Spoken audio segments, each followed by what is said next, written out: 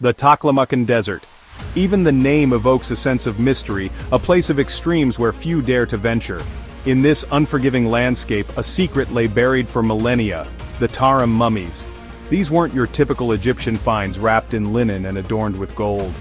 These mummies, discovered in the heart of China, whispered of a past far more interconnected than we ever imagined. Imagine stumbling upon a burial site in the middle of a vast desert. As the sand gives way, you uncover not familiar Chinese features but individuals with auburn hair, long noses, and even plaid clothing. This was the scene that unfolded in the early 20th century, throwing our understanding of ancient history into disarray. These weren't just individuals, they were families. Buried with everyday objects like baby bottles and woven baskets, their lives, frozen in time, offered a snapshot into a forgotten world. These mummies challenged everything we thought we knew about cultural boundaries and ancient civilizations. Who were they, and how did they end up so far from the lands they seemed to originate from? The mummies, dating back as far as 2000 BCE, presented a perplexing paradox. While found deep within Chinese territory, their physical attributes pointed west. Some, like the now famous beauty of Lulan, had strikingly European features: blonde hair, long limbs, and high cheekbones.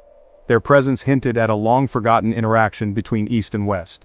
It wasn't just their physical appearance that was striking, their clothing told a story as well. Instead of traditional Chinese silks, these individuals were adorned in felt hats, colorful tunics, and even tartan-patterned textile styles more reminiscent of ancient Europe than anything seen in China at the time. Adding another layer to the enigma were the burial goods found alongside the mummies.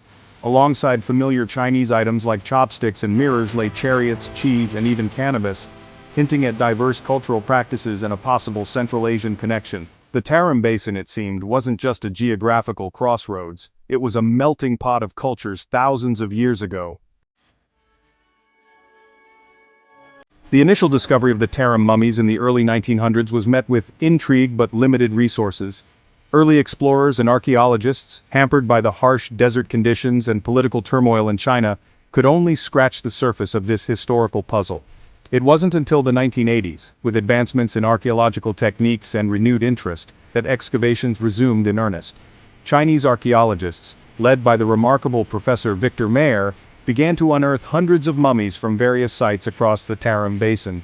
These excavations painted a clearer picture of a sophisticated Bronze Age society, skilled in agriculture, textiles, and even early forms of mummification. The preservation of the mummies, thanks to the dry desert climate, was astounding.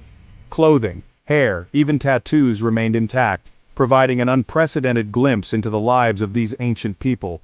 But the true key to unlocking their secrets lay not in their appearance, but in their very DNA.